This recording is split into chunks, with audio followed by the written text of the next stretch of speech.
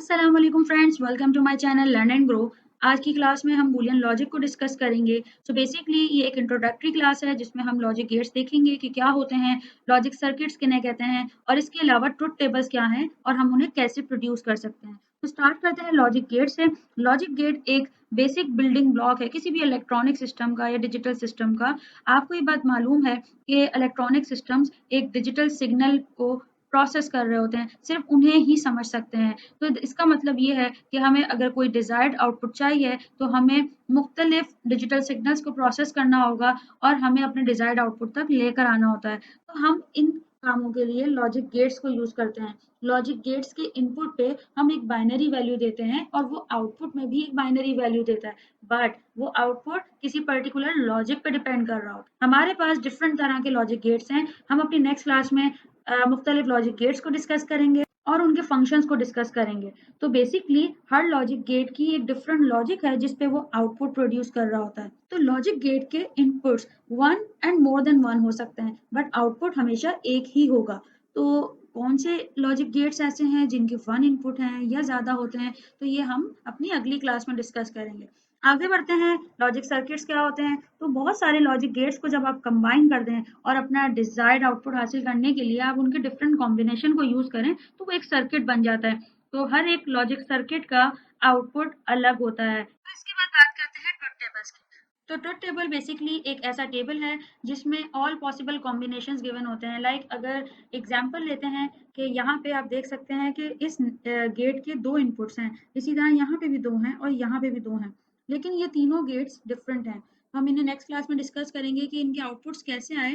तो बेसिकली हम इन दो इनपुट्स पे कौन कौन सी वैल्यूज दे सकते हैं और इन दोनों वैल्यूज पे आउटपुट क्या आएगा। तो ट्रेस टेबल एक ऐसा टेबल है जो कि हर कॉम्बिनेशन पे आपको बता रहा होगा कि इस कॉम्बिनेशन पे आपको आउटपुट ये मिल रहा है और किसी और कॉम्बिनेशन पे आपको आउटपुट क्या मिल रहा है। तो आप यहाँ से ट्रेस कर सकते हैं पर्टिकुलर इनपुट्स पे पर्टिकुलर आउटपुट क्या होगा। ओके, तो आगे बढ़ते हैं। Next thing is Boolean. Boolean basically एक डाटा टाइप है और हम डिफरेंट प्रोग्रामिंग लैंग्वेजेस में बूलियन को बहुत ज़्यादा यूज़ कर रहे होते हैं, जो कि आपको आउटपुट में ऑन ऑफ या ट्रू फॉल्स की फॉर्म में आउटपुट दे रहे होते हैं। बूलियन एक्सप्रेशन क्या है? बूलियन एक्सप्रेशन एक अलजेब्रिक नोटेशन होती है आपके कंप्लीट सर्किट की या पर्टिकुलर किसी सिंगल गेट की, जिसको हम अलजेब्रिक नोटेशन से रिप्रेजेंट करते हैं। अब हम सिम्बॉलिक रिप्रेजेंटेशन नहीं करना चाह रहे, अब हम अलजेब्रिक नोटेशन करना चाह रहे हैं। आपको ये बात मालूम है कि हम एक ही चीज़ को डिफरेंट तरीकों से रिप्रेजेंट कर सकते हैं, या तो आप सिंबल बना दें या आप किसी ऑब्जेक्ट को ड्रॉ कर दें या फिर कोई अलजेब्रिक इक्वेशन यूज़ कर लें। तो यहाँ पे हम एक एक्सप्रेशन यूज़ कर रहे हैं जिससे हमने गेट के इनपुट और आउटपुट को रिप्रेजेंट किया है। तो इस तरह हम कंप्लीट सर्किट को भी रिप्रेजेंट कर सकते हैं। नेक्स्ट है इसके हम ट्रुथ टेबल प्रोड्यूस कैसे कर सकते हैं। सो लेट्स सपोज एक लॉजिक गेट है और उसके नंबर ऑफ इनपुट्स भी वन ही है। अगर एक इनपुट है, आउटपुट तो आपको पता है कि हर लॉजिक गेट का एक ही आउटपुट होगा, लेकिन अगर नंबर ऑफ इनपुट्स वन है तो क्या करेंगे। हमने क्या किया, हमें पता है कि in binary the base is two. तो इनपुट्स क्योंकि वन है तो हमने टू की पावर यहाँ पर वन मेंशन की है और इसको एक्सपेंड करेंगे, two raise to power one is equal to two. That means two outcomes होंगे, इनपुट्स भी दो होंगी और आउटपुट्स भी दो ही पॉसिबल हैं। ठीक है, अभी हम आउटपुट्स को डिस्कस नहीं कर रहे क्योंकि आउटपुट डिपेंड करता है पर्टिकुलर लॉजिक गेट पे और लॉजिक गेट हम अपनी नेक्स्ट क्लास में डिस्कस करेंगे। तो यहाँ पे क्या पॉसिबल कॉम्बिनेशन हो सकते हैं, जाहिर है कि हमारे पास दो ही बिट्स हैं, जीरो और वन। तो टू आउटकम्स का मतलब है कि या तो उस इनपुट पे जीरो पॉसिबल है या फिर वन। अगर नंबर ऑफ इनपुट्स दो हैं तो ऑब्वियसली अगर दो इनपुट्स हैं तो अब आप दो कॉलम यहाँ पर ड्रॉ कर देंगे। इसके बाद टू क्योंकि बेस है और नंबर ऑफ इनपुट्स टू है तो आपने स्मॉल टू मेंशन कर दिया। Two raise to power two is equal to four, two multiply by two is equal to four. That means कि दो आपके पास इनपुट्स हैं, आपने दो कॉलम्स ड्रॉ कर लिए और चार वैल्यूज होंगी हर एक कॉलम में। ठीक है, अब इन वैल्यूज को आप लिखेंगे कैसे। तो यहाँ पे फोर आउटकम पॉसिबल है। अब हम इस ट्रुथ टेबल को कैसे जनरेट करेंगे। सबसे पहले फोर को आपने हाफ कर दिया, that means answer is two. तो आपने यहाँ पे लिख दिया two times zero, two times one. अब इस टू को फर्दर हाफ कर दें आप, तो आंसर इज वन। तो अब आपने क्या किया, one time zero, one time one, और इसको रिपीट करते रहेंगे जब तक आपका कॉलम फिल नहीं हो जाता। One time zero, one time one.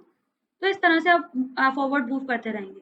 तो नेक्स्ट एग्जांपल देखते हैं। अब यहाँ थ्री इनपुट्स के लिए कह रहे हैं ट्रुथ टेबल डिजाइन करें, तो आप कैसे करेंगे। सबसे पहले थ्री इनपुट्स का मतलब है कि two raise to power three, that will give you answer eight. इसका मतलब है कि थ्री इनपुट्स दिए हैं तो आपने सबसे पहले थ्री कॉलम्स बना लिए। अच्छा 3 कॉलम्स बनाने के बाद हर एक कॉलम में 8 पॉसिबल वैल्यूज होंगी। अब 8 पॉसिबल वैल्यूज हम कैसे फाइंड करेंगे?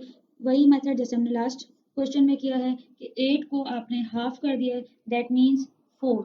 इसका मतलब है कि 4 टाइम्स 0 एंड 4 टाइम्स 1। ठीक है, फर्स्ट कॉलम फिल हो गया। अब इस 4 को आपने हाफ कर दिया, दैट मीन्स 2। तो अब आप नेक्स्ट कॉलम पे आए, आपने 2 टाइम्स 0 लिख दिया, 2 टाइम्स 1, 2 टाइम्स 0, 2 टाइम्स 1। ठीक है, अब इस 2 को मजीद आपने हाफ कर दिया है और आंसर आ रहा है 1। तो यहाँ पे आप देख सकते हैं 1 टाइम 0, 1 टाइम 1, 0 एंड 1। तो इस तरह से जितने भी नंबर ऑफ इनपुट्स होंगे आपके पास, आप उतने कॉलम्स ड्रॉ करेंगे। हर एक कॉलम में जो भी आपका आउटपुट आया है, उसको आप डिवाइड कर देंगे 2 पार्ट्स में और अकॉर्डिंगली आप वैल्यूज़ लिखते हुए आगे बढ़ते जाएँगे और मज़ीद डिवाइड करते जाएँगे और आउटकम्स लिखते जाएँगे।